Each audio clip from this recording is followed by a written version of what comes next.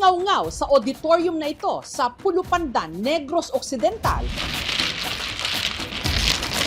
ang pamilyar na ingay ng mga hinahalo-halong tiles sa mesa. Ang paboritong libangan ng mga lolo't lola natin noon na nagbabalik ngayon. Chow! Pong! Kong! Mahjong! Welcome sa kanilang first ever Mahjong Open. Sino kaya ang totodas? Bago nyo pa raw sila ikanta o isumbong sa mga pulis, gusto lang nilang linawin na ang kanilang pamahjong tournament hindi raw sugal. Wala raw kasi ritong taya o pusta. Pero ang players may paglalaban ng premyo mula sa kanilang LGU na siya raw organizer ng palaro bilang bahagi ito ng pagdiriwang ng kanilang fiesta. Under the illegal gambling law, it should not be allowed. Special occasions with authority and permission and the proper coordination, like the tournament and celebration of the fiesta, it was allowed. 5 grupo ng players na may tig-4 na miyembro ang kumasa. Sa bawat grupo, isa ang tatanghaling panalo at mag-uuwi ng 2,000 pesos.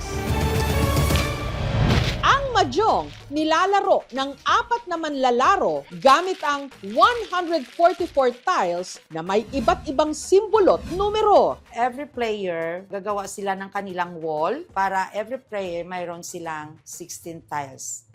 Ang layunin, makabuo ng kombinasyon ng 3 sets at isang pares. Mayroon kang set. Example, be 1, 2, 3. Then you have another set. Mayroon kang 6, 7, 8. Mayroon bambo, mayroong balls, mayroong character. Ang mga set maaring pong o 3 magkakaparehong tiles, chow o sunod-sunod na numero sa iisang suit, at kang o kong o 4 na magkakaparehong tiles. Sa bawat ikot, kukuha at magtatapon ng tiles ang mga manlalaro hanggang sa may makabuo ng kompletong kombinasyon at makapagdeklara ng mahjong o todas. Sa 5 grupo, nasa mesa raw na ito ang spotlight. Dito kasi nakaupo ang pinakamatandang mahjongera sa Pulupandan, ang binansagang The Grand Matriarch. Ang 89 anyos na si Lola Emma. Ang ako nga naluyagan, mahjong. Dahil natawag na nga, ligla nga kwan mo, ng kalipayan. Ang pagmamahjong, bahagi raw ng kanilang family tradition. The age of grade 6, kaupag ko mga pakisahan ko, mga parents ko, nagugwang kami sa mahjong tuon. Kung ang iba, tahimik at focused pag naglalaro, kabaliktaran daw si Lola Emma. Ciao! Ciao, ciao, King. Ginadyo ko na sila. Masansa nga, ay, ako nga, yuki rin, 3 kabilog ko. Pati kayo wala gani. Pero wag daw siyang pakampante. Ang barangay health worker kasing si Fen, hindi raw siya pagbibigyan kahit senior na siya. Si Fen, nagmula raw sa pamilya ng mga mahjongero at mahjongera. Minsan, pinapaupo ako ng isang tita ko sa gilid niya. Dapat daw ako matuto para pag may mga event, mananalo ako. Siyempre, ililibre ko yung mga friends ko. Sa unang ikot, si Fen ang unang nakabuo at nanalo. Oh, Pero ang lola nyo, tila inaalat. Hindi pa rin siya nakakapuntos. Sa ikalawang ikot kasi, ang pinakabata sa mesa na si Gilbert naman ang tumodas. 1 ball. Ang Gen Z na si Gilbert, self-taught mahjongero raw. Natuto lang maglaro sa pamagitan ng isang app. Sinubukan ko at habang tumatagal doon na po ako natututo. Di naman po ako nag-a-addict, nakokontrol ko po. Pero ang hadlang daw sa pangarap niyang ito, si Marites na siya namang namuro sa mga sumunod na ikot. Lagi akong pumunta sa mga lamay, tinatawag kami na mga mahjong. ang paglalaro ng mahjong. Paraan daw ni Marites para makaiwas sa Alzheimer's disease. Sabi ng doktor, na pag mag-senior ka na, palagi ka na lang magmamadyong. Kahit na kayo na lang mga pamilya-pamilya, at least maandar yung mind mo. Ang mahjong ay makakatulong sa pag-prevent ng dementia. Meron siyang physical, wherein yung patient tinatouch niya yung mga pyesa. Meron din siyang analytical, nag-strategize yung pasyente. At saka meron din siyang social interaction kasi he tries to be competitive. Pero buenasin kaya sa laro si Marites? Ang laging hinahanap-hanap ng mga nagmamadyong, Manila paper at baby powder. Gagamit kami ng polvo para maging madulas pag maghawak ka ng tiles.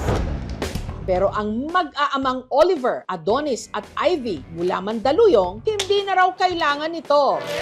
Ang tiles kasi na kanilang aayusin, kusa na lang daw lumulubog sa kanilang gamit na mesa. At kapag ito'y inangat, nakaayos na! High-tech! Yung manual, maganda siya kasi medyo exercise siya. Sa automatic naman, mabilisan kasi hindi ka na maghahalo. Bawat layer po meron tayong isang button. Yan po yung nagde-determine kung sino yung unang kukuha ng tiles. Meron pong gumagalaw na counter dito. Ito po ang nagbibilang ng mahjong tiles na nasa loob ng machine na to. So dapat po, ang lalabas is 144. Magnetic po siya. Iniingatan po ito na hindi siya mabasag or masira kasi po kapag nasira po ang mahjong tiles, kahit isang piraso lang po, lahat ng set po is pinapalitan. Sulit na sulit siya kasi marami rin kami napapasayang ibang tao. Nagmula ang mahjong sa China at tinatayang nagsimula pa nung Qing Dynasty. Pumalat ito sa iba't ibang mga bansa sa pamagitan ng kalakalan at migration ng mga Chino noong ika-19th at ika-20th century.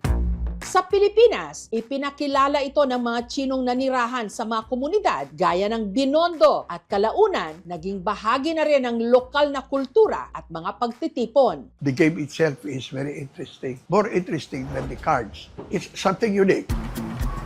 Ang tiga Baguio namang si Owen, tila naka-jackpot daw sa nabunot niya sa kanilang cabinet. Lumang mahjong set na halos 7 dekada na raw ang tanda, pagmamay-ari raw ng kanyang yumaong ina. Late 1960s, I think sa Chinatown nila binili yan. Pero ang mahjong set, dinala ng kanyang ina nung nag-migrate ito sa Amerika. Napaka-importante nung mahjong set na yon sa mother ko dahil feeling niya hindi siya mabubuhay kung hindi siya makakapaglaro doon. Kaya laking gulat daw niya nang matapos ang mahabang panahon, nadiskubre niya ito habang naglilinis ng cabinet. Pagka ganun kalinis and usually white and not yellowish, sometimes it's just called ivory white. Normally around 3K to 5K. That's the whole set. Yung mahjong set na yan kasi marami akong naaalala dyan. Bumabalik yun nung bata ako, na ako ang palagi niyang sinasama sa mahjongan. Yun yung aking parang childhood with her. Samantala, balik tayo sa laro sa Pulupandan. At matapos ang 4 na oras na tapatan, ang may pinakamaraming panalo, si Marites! Siya ang mag-uuwi ng 2,000 pesos. Masaya ako. Share ko sa mga friends ko. Ayun ang panalawanan ko ngayong gabi. Lakas mang maka-throwback na makakita muli ng mga naglalaro ng mahjong. Paalala ng mga otoridad, sugal pa rin ito. Bawal sa batas. Presidential Decree 1602, sir, ay paglabag sa illegal gambling law. May kakulang penalidad po, sir. Mabot sa 30,000 pesos po, sir. Kung katuwaan lang, wala pong involved na bet money. Pero pag may involved na pustahan, bawal talaga po yun, sir. Sa bawat halo ng tiles, may halong alaala. Sa bawat chow at pong, may tawanan, may asaran, may kwentuhan. Ciao!